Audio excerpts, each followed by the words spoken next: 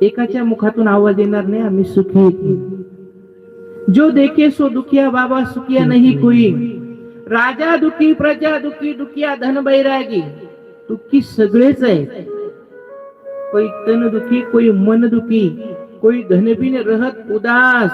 तोडे तोडे सब दुखी सुखी शिव के दास.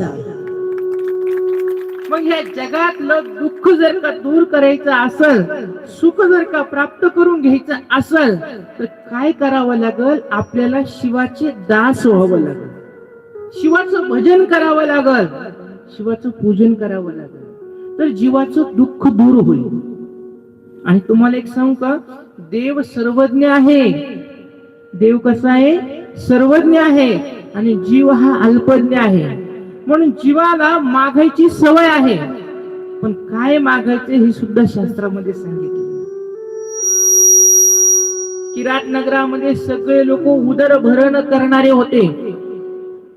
आणि एक वाटसरू ब्राह्मण चाललेला होता आणि त्याने बघितलं हे लोकांना काही धर्माबद्दल प्रेम नाहीये, भगवंताबद्दल काही माहिती नाहीये, ह्या लोकांना भजन पूजन कळत नाहीये, ह्या लोकांना आपण चांगल्या मार्गाला लावावं, ह्या लोकांना भजन पूजन करायचं शिकवावं. त्या ब्राह्मणाचं नाव आहे देवराज ब्राह्मण. आणि तो देवराज ब्राह्मण हे किरात नगरामध्ये गेला आणि तिथं त्याने वस्ती केली, स्वतःच घर बांधून राहू लागला. आणि रोज त्यांनी विचार केला, एक एक माणूस सुधारला तर एक दिवस सगळं गाव सुधरून टाकल आणि सगळ्या लोकांना मी भक्ती मार्गाला लावल, सगळ्या लोकांना परमार्थ करायचं शिकवल, भजन पूजन करायचं शिकवल. मंदिरामध्ये जायचा, बसायचा, लोकांना सुंदर असा उपदेश करायचा. अरे हा नरदेह आपल्याला काही काळापुरता भेटलेला आहे, 5 तत्वातून आपण उसना आणलेला आहे. खाण्या पिण्यामध्ये, हसण्या नाचण्या गाण्यामध्ये याचा व्यय करू नका. थोडं तरी भगवंताचं भजन करा, थोडं तरी देवदेव करून घ्या, जीवाचं कल्याण करून घ्या. लोक म्हणायचे बाबा तुझ्याकडे टाइम आहे, आम्हाला टाइम नाही. हे मुलं बाळ रडायला लागले, घर बांधायचंय, मुलाबाळांसाठी पैसा कमवून ठेवायचे, एक वेळ आमच्याकडे नाहीये.